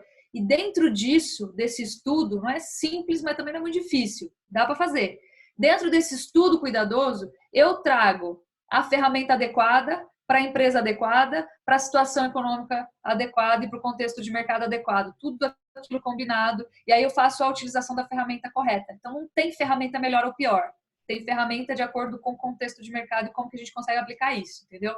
Então, assim, é isso que a gente preconiza. Esse é o nosso trabalho. É encontrar a melhor ferramenta para aquela propriedade. Porque cada empresa rural é que nem uma digital, é única. Não tem como a gente colocar aqui o que é melhor. Óbvio que o que é melhor está muito combinado com o momento de mercado. Então, semana passada, como eu falei, como o mercado tinha caído muito, vamos aproveitar e comprar, porque estou vendo que o mercado está exagerando. Às vezes fica óbvio. E a gente consegue fazer esse trabalho. Mas, modo geral, né? A gente precisa trabalhar junto com os números da empresa para determinar qual é a melhor ferramenta. Tem ferramenta que machuca, que traumatiza. A gente precisa ter plena consciência do que está sendo oferecido. Agora, a parte legal disso, é muito interessante, é que isso antigamente era ferramenta de empresas muito grandes. Lembra do escândalo da Sadia com a Concórdia? Era esse tipo de empresas, a Cargill da vida, eram essas empresas que utilizavam o hedge, né, os derivativos para se proteger contra as oscilações de preços. E hoje isso se tornou muito palpável na pessoa física. É muito fácil a pessoa física estudar um pouco desse assunto, entender um pouco melhor, se conhecer a sua empresa rural e trazer isso para a sua empresa. Então, a ferramenta que antes era de grandes empresas, hoje é acessível para a pessoa física. Isso é interessante, entendeu? Aí, ó, chegaram algumas perguntas aqui. Posso começar a ler e responder? Olha, projeção de preço da reposição bezerro em relação à expectativa do boi a 190. Pois é, a reposição para mim vai continuar firme. Talvez ela dê uma respirada agora durante essa crise do coronavírus. Eu acho que vai ter um respingozinho em cima da reposição, sim. Tanto que no pandemônio do boi a 180 lá, eu vi alguns bezerros sendo comercializados mais baratos. Mas a verdade é que, como a gente tem ainda o menor abate de fêmeas desse último ciclo pecuário, isso indica para mim que o bezerro ainda vai continuar caro por um tempo. A reposição ela é menos dinâmica. E aí, com a combinação da expectativa do boi a 190, a conta não fica muito atraente, não. Principalmente considerando o milho também nessa conta. Então, tomem cuidado. Vocês têm que olhar o custo de produção de vocês com muito cuidado esse ano, né? Eu ainda acho que vai ter um ajuste ainda mais positivo, principalmente concentrado no segundo semestre. Mas, gente, olha a volatilidade que a gente está vivendo. Eu vou falar uma frase aqui, ela é factual, guardem essa frase. O risco da pecuária aumentou. Além das commodities perderem valor real ao longo do tempo, podem ver que a fazenda lá do avô de vocês, do pai de vocês na década de 70, não produz a mesma coisa hoje. Por quê? Porque ela não mantém aquela renda que ela tinha lá atrás com aquela produção. Ela precisa produzir muito mais hoje para manter o padrão de vida. Ou seja, perda de valor real. Esse é o primeiro risco. Então, quando o pecuarista fala, o problema é o preço é o preço, sim. O problema é que a solução não é o preço. Eu preciso compensar isso na produtividade, mas o problema é o preço, né? A solução não é o preço. E outra questão é que de 2017 para cá, a volatilidade dos preços aumentou muito, ou seja, o sobe e desce das cotações se tornou muito mais intenso. Então, eu corro o risco de comprar uma reposição agora em janeiro e vender o boi lá no meio do, sei lá, do coronavírus, qualquer coisa. A gente está sofrendo muito impacto de fatores externos nos preços pecuários. Então, esses dois fatores aumentam, o risco da pecuária aumentou por isso, principalmente por esses dois fatores. e aumentaram muito o risco, principalmente a partir de 2017, quando a volatilidade veio na mesma linha. Então, a expectativa de boi a 190, ela traz uma necessidade de controle das contas, de controle de custos, muito mais acirrada do que era antes. E a gente precisa, sim, errar, todo mundo erra, mas os erros têm que ser identificados rapidamente e contornados rapidamente também. Então, a gente tem que ficar cada vez mais profissional e eficiente na atividade, tá? Porque a reposição, eu acho que não vai baixar tanto de preço ainda. A gente ainda está retendo fêmeas. Por quê? Em reflexo, a alta de preços do bezerro. Eu imagino que ano que vem ele não sofra essa pressão tão grande, mas eu não vejo ele caindo tanto assim no curto prazo, tá? Porque esse mercado é bem menos dinâmico, vocês sabem disso melhor do que eu. Acabaram de perguntar a mesma coisa embaixo. Legal, Pedro. Acabei de falar da reposição aí também. O Zeca, temos capacidade de aumentar a exportação para 30% caso o mercado nacional deteriore? Sim, mas tem aquela questão, se os frigoríficos continuarem ajustados, porque eles ajustam a produção rapidamente, paralisam plantas, e entrar essa demanda de repente, a gente pode ver o preço do boi subir rapidamente também, tá? De maneira reflexiva. Então, eu acho que sim. Só que assim, Zeca, eu acho meio improvável, eu acho que o mundo não vai dar conta de... Não é que a gente não tenha capacidade de aumentar a exportação, acho que o mundo não vai chegar a absorver 30% da nossa produção nesse contexto que a gente vive agora, né? Acho um pouco mais difícil. Em questão de insumos, fala a fábrica da nossa dieta. Isso falando em alimentação. O que passar para a gente, Lígia? Olha, eu acho que tem uma super oportunidade agora no mercado futuro de comprar milho, tá? Eu acho que a gente tem uma oportunidade de comprar milho bem mais barato. Eu acho que o cenário de mercado mudou. A desaceleração do PIB mundial, eu acho que ela acaba desacelerando um pouco o consumo de milho, mas não tanto. Por quê? Porque o nosso setor é o mais marginal. Vocês podem perceber, por exemplo, que nesse problema da transmissão de consumo na China de carne bovina para carne de frango por conta do isolamento das pessoas dentro das casas lá, em torno aí do problema com o coronavírus, a única exportação que aumentou do Brasil para lá foi a de frango. Entendeu? Exatamente porque eles fizeram essa transmissão de consumo. E isso faz com que a indústria continue demandando milho para dar conta dessa produção. Então, a gente vai fazer uma transferência de consumo de carne bovina para carne de frango aqui no Brasil, acho que talvez em outros lugares do mundo também. Vamos ver até onde vai esse cenário, mas o milho vai continuar sendo adquirido. Então, eu acho assim, cara, acho que a gente tem uma oportunidade de comprar milho futuro agora, tá? Eu acho que a gente tem uma oportunidade de comprar milho futuro agora. Não sei se o milho vai baixar tanto assim de 40 como o mercado futuro está colocando. E no spot ainda está muito difícil de comprar. Então, acho que a gente tem uma baita oportunidade. Se eu errar na projeção, pelo menos eu estou comprando milho não a 60, mas a 43, 45, dependendo do contrato que a gente utilizar como referência para essa análise. Seu Wilson está ao vivo. Na próxima eu quero ver. Seu Wilson precisa dar lição mesmo para a gente. Linkando corona versus boi, alguma sugestão de proteção do rebanho em frente a uma peste bovina? Putz, não entendi o contexto, Pedro. Se for no Brasil, a única coisa que protege são contratos futuros, né? Você já faz a venda antecipada agora, se o preço cair, você recebe a diferença via bolsa e desconta o seu diferencial de base. Aí o seu risco de preços é transferido para o risco de diferencial de base. Você vai receber o diferencial de base do dia. Esse que é o risco, tá? Lígia, boa noite. Na sua visão, qual o cenário dos próximos meses para a indústria de suplementos minerais? Paulo Shinohara. Boa noite, Paulo. Olha, eu tenho um problema aí que eu acho que a indústria de suplemento ela não vai traduzir essa queda, principalmente de milho aí que a gente está vendo no mercado futuro, porque ainda não aconteceu no spot.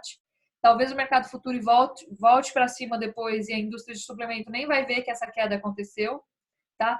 E tem um adendo aí que tem uma parte da produção que depende do dólar e o dólar está pressionado para cima e eleva os custos. Então eu acho que os suplementos vão continuar pressionados, não vão dar muito alívio não. O que você acha dos subprodutos? Vão subir junto com o milho? Sim, porque eles têm correlação alta, né? Olha o que está acontecendo com a soja aí, por exemplo, aí casquinha, aí você pode falar de outros mais, você pode falar de farelo, você pode falar de sorgo, outros correlacionados. Se eu deixar alguma coisa de fora, é só me falar. Milho tá bem caro. Não, a oportunidade seria mais para frente. Zeca, a oportunidade que eu tô falando aqui agora, ela é de contratos futuros na bolsa, porque no físico não caiu. Se você quiser originar nesses valores hoje para estocar na sua fazenda, você não consegue. É só papel hoje. É só contrato futuro. Tá bem caro, sim. Físico, spot, esquece. Tá muito caro. Selic caindo pode ajudar de alguma forma o setor agro? Os bancos têm visto os juros subindo. Lucas, o que acontece, né? Abriu uma boca de jacaré entre a Selic e o juro agrícola. Tem esse gap, né? Essa diferença aqui. E aí, o que acontece? É a primeira vez que isso acontece, né? Vou colocar 2 objetos aqui para exemplificar. Isso aqui é a Selic, isso aqui é o juro agrícola. Normalmente era assim, o juro agrícola era subsidiado. Agora não é mais, pela primeira vez. É o contrário.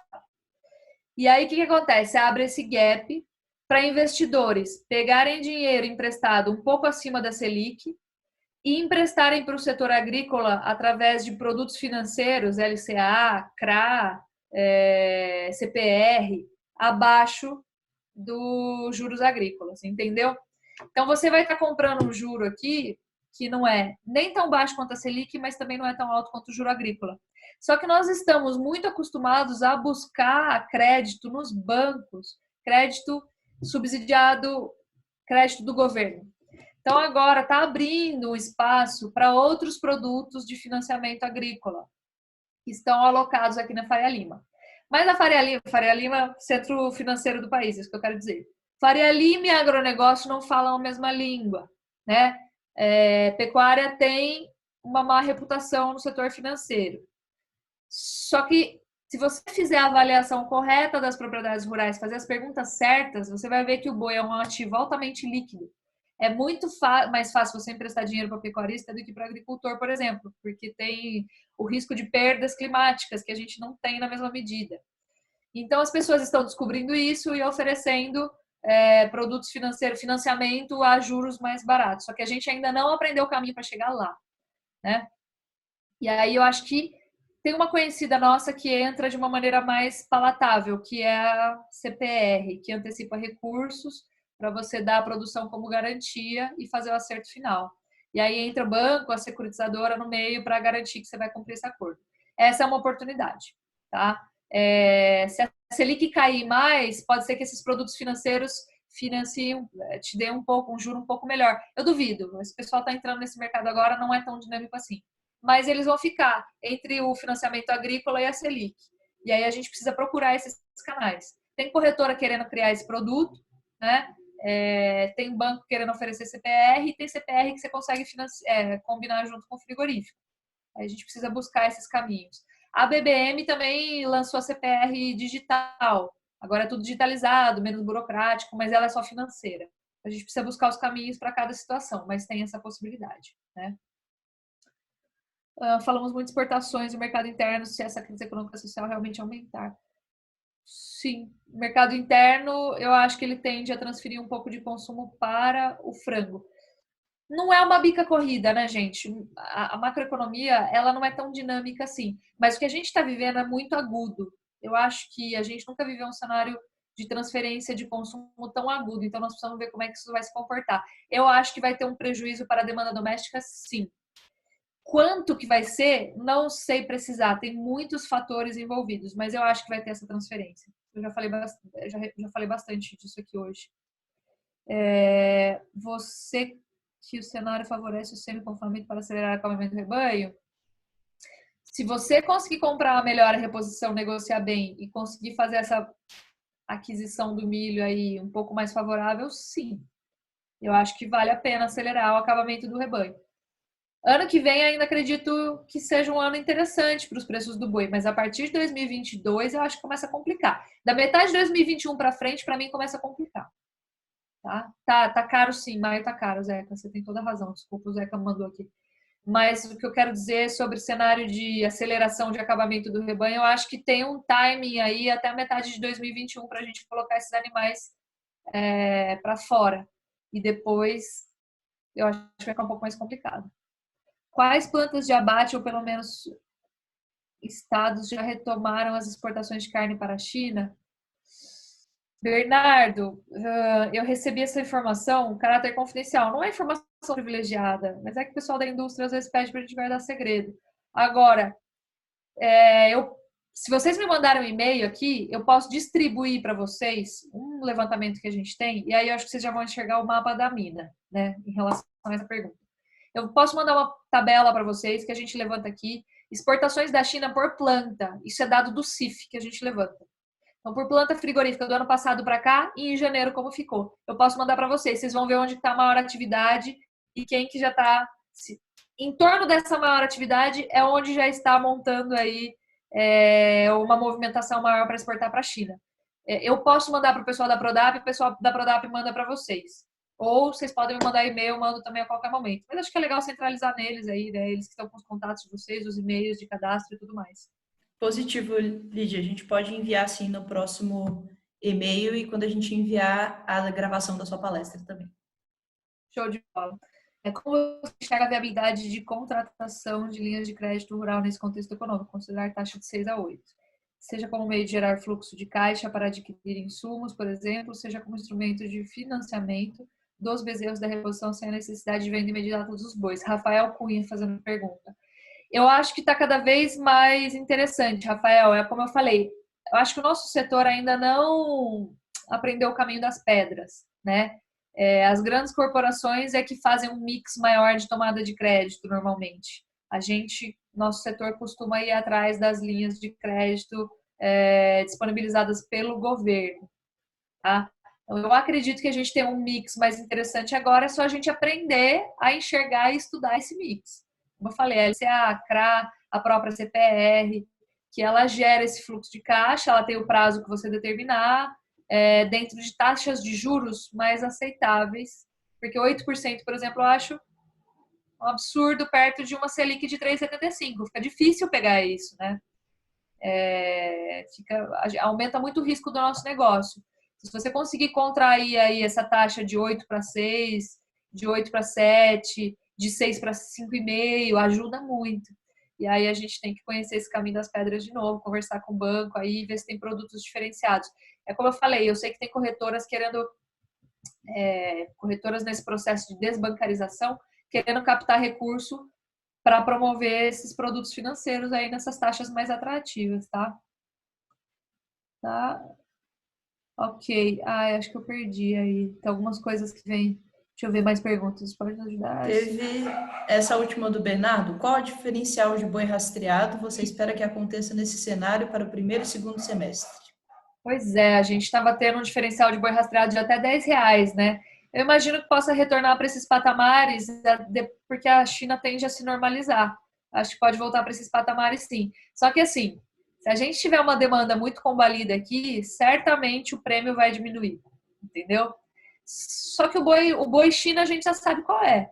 E aí você pode pisar duro, falar, dentro desse prêmio aí, eu não trabalho não, para mim não compensa. Eu acho que o prêmio vai girar em torno do que a gente tinha antes, porque é um mercado que ele ficou mais fácil da gente entender, né? É um boi específico, um animal mais específico. Eu acho que a premiação tende a voltar para os patamares que estava antes, especialmente por isso que eu falei, a China tende a reacelerar, né? E atingir seu ápice de preços aí de importações no segundo semestre. Lígia, das plantas... vai essa última, pode ir. Eu recebo algumas perguntas, eu estou recebendo em caráter privado, por isso que eu estou lendo em voz alta aqui. E é isso. Eu tenho mais uma pergunta. Seria a última, Mari? Vamos encerrar sim, pessoal. Já está aqui meio que saindo da sala. Vamos. Qualquer coisa, pessoal, vocês podem mandar para a gente no e-mail também. O contato com a Lídia é direto, ela consegue ir respondendo aí, talvez não tão rápido e ao vivo, mas a gente vai conversando. Não, vão mandando as perguntas e eu recebi um privado aqui também. Retorno das plantas frigoríficas, altas exportações, aumento dos insumos, retorno dos restaurantes ativa, vai ter um aumento de carne novamente ou você acredita que deve estar o boi preso no pasto, a situação econômica do consumidor vai manter? Não, eu acho que com o retorno do consumidor ao mercado, a gente tem mais uma demanda, sim. Os restaurantes, eles tentam dar esse mix de produtos, essa variedade de produtos para a pessoa não enjoar de ir lá no restaurante todo dia. É até uma maneira de manter o fluxo. Então, eu acho que isso tende a aumentar a demanda de novo. O que me preocupa agora é o quanto o consumidor vai ficar machucado.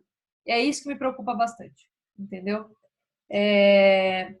Então, isso a gente ainda não consegue medir. É uma situação sem precedentes. Tudo que a gente tentou medir até agora não deu certo. A bolsa ia parar em 80 mil pontos, em 70 foi parar em 60. Então, assim, o boi ia parar em 180, veio parar em 167. Depois voltou. Claro, tem esse gingado de mercado, esse vai e vem que machuca todo mundo. Mas o que eu quero dizer é que é difícil a gente ficar tentando acertar fundo e pico, onde o mercado vai parar. Porque a gente tem uma tendência de retorno, sim, do mercado, com o consumidor um pouco machucado. Mas também não é, acho que sangria desatada. A gente sempre teve um consumo de base muito bom aqui no Brasil, que basicamente é 82% da nossa produção, e que a gente deve manter firme, tá bom? Tem mais pergunta entrando, mas acho que o pessoal quer que eu encerre. Vamos lá. Responde essa última do Igor. Igor. Que você me diz. Não, vai lá, o pessoal está perguntando, vamos deixar aqui. O pico, eu tenho pico, eu tenho energia, a gente fica aqui, não tem problema não. Eu falei que eu vou até 6 da manhã. Essa alta do dólar, necessidade de produção de comida, você acredita num aporte externo ou cada um vai olhar o seu mercado? Putz, Igor, eu não entendi muito bem essa pergunta. Aporte externo. Eu acho que vem aporte externo, você está falando de investidor, investimento externo, vem se a gente conseguir mostrar que vale a pena investir aqui. Eu acho que agora está difícil. A gente tem esse flight to quality, né? A gente tem essa fuga dos capitais aí para mercados que são, entre aspas, mais seguros. Mas nós vemos claros sinais, por exemplo, de que os Estados Unidos estão no pico, né? Como eu falei, taxa de juros na mínima, desemprego na mínima e bolsa em alta. E aí o pessoal, o investidor, ele enxerga isso. E ele vem para o Brasil, que não tem desemprego na mínima, né? Cuja taxa de juros ainda está sofrendo cortes. Obviamente, eu estou falando isso dentro de um cenário fora da questão pandemia. Mas aí eu acho que a gente tende, na normalização da situação, a gente tende a ver investimento externo entrando de novo, tá bom? O pessoal está perguntando, parabéns pelas considerações. Teremos mais sessões conforme a crise vai passando? Cara, eu vou adorar. Se o pessoal topar, eu tô dentro, é só me chamar, tá bom? Eu agradeço pela atenção. Eu gosto de filosofar. Eu falei isso aqui até na semana passada, mas eu vou falar de novo. Eu gravei um videozinho no meu Insta, no Insta da Grifato, que é o seguinte, eu acho que vale a pena a gente refletir aqui para finalizar e fechar. E depois vou deixar as considerações para os outros convidados também. Sêneca foi um filósofo que dizia o seguinte, as dificuldades fortalecem a mente como o trabalho faz com o corpo. Ou seja, a dificuldade vem para fazer a gente crescer, sair da zona de conforto. É duro a gente pensar, eu sei que tem vidas envolvidas, gente ficando pobre, sonhos das famílias sendo destruídos, mas eu acho que a gente pode sair disso aqui mais forte, pela oportunidade de exercitar e desenvolver a capacidade pessoal. Acho que tem 2 pontos que a gente pode destacar aqui. O primeiro é que a primeira coisa que aconteceu quando soltaram a notícia da pandemia, a OMS oficializou a notícia da pandemia, é que os países começaram a se fechar. Então, a gente retoma a ideia de nação, né? Das nossas fronteiras limitarem o que é o nosso povo. Então, acho que esse é um primeiro ponto. Por quê? A gente é uma unidade, né? Acho que está todo mundo no mesmo barco. A gente vive uma polarização muito feia hoje, ofensas, né? Tudo errado, tudo é para um lado ou para o outro. Acho que a gente tem que trazer um ponto médio, porque a gente continua sendo nação, uma coisa só. E aí já teve uma campanha em torno disso que eu acho muito bonita, só que eu acho que ela está sendo interpretada, na minha visão, da maneira errada. Eu acho que tem um pouco de honra que a gente pode trazer para o nosso setor. Tá todo mundo assim, tá vendo? O agro não para, vocês dependem da gente para comer. Mas eu acho que, na verdade, a gente retoma uma ideia de a gente estar enfrentando uma guerra, né? Como se a gente fosse um exército. Exército é o cara que sacrifica a família, a sua vida, para ir lutar pelo país, que é o conceito inicial que eu falei. E nós somos do exército, gente. Eu estou falando aqui, óbvio que eu trabalho com análise de mercado, eu estou falando do meu home office, vamos falar a verdade. Mas eu também sou produtora rural e a gente está colhendo a soja lá e ninguém parou. Então, nós somos linha de frente para se expor a esse risco. Óbvio, a densidade demográfica nos municípios rurais é muito menor, mas nós estamos nos colocando aí como exército, né, batendo no peito e falando, nós vamos aqui colocar isso para frente e continuar trabalhando. Eu acho isso muito bonito. Eu acho que isso retoma conceitos aí que a minha geração, acho que até a geração depois da minha, está esquecendo, que é de responsabilidade, que é de honra, que é de abraçar aí, salvar a pátria, assumir a frente para a resolução dos problemas. Eu acho isso muito bonito. Se vocês concordarem aí, espalhem essa ideia, porque a gente tem que sair disso melhor e ver a luz no fim do túnel, né? Tá tudo muito negativo, você liga a televisão, é um pandemônio, é uma coisa muito agressiva. Eu acho que a gente tem que trazer para o mundo real, ou seja, o que eu faço com isso, como que eu resolvo esse problema, como que eu sou útil para as pessoas. Então, mais do que as pessoas dependem da gente, eu ajudo as pessoas, porque essa é a minha missão, essa é a minha função, eu sou como se eu estivesse numa guerra, eu sou linha de frente, sou exército. Então, eu me sacrifico pela minha família, pelo meu país. Acho que isso é muito bonito, a gente devia retomar essa ideia aí. E fica aí o meu muito obrigado pelo convite, pela confiança, pelas perguntas, por vocês terem ficado aqui até agora, pelos meus pais que estão participando comigo, o Ração, o Lucas, toda a organização da Prodap, a Emily, o Jairo que está por trás, o Bernardo, o Leonardo, presida, famoso. Queria agradecer por todo mundo aí, pela confiança em me colocar aqui, diante de um momento tão complicado em que todo mundo quer respostas que não são necessariamente corretas, né? Mas é o que a gente consegue entregar de melhor. Tá bom? Obrigada aí. E deixo a palavra com o Hassan, com o Lucas e com a Mari. Obrigada, Mari. Você. Eu queria te...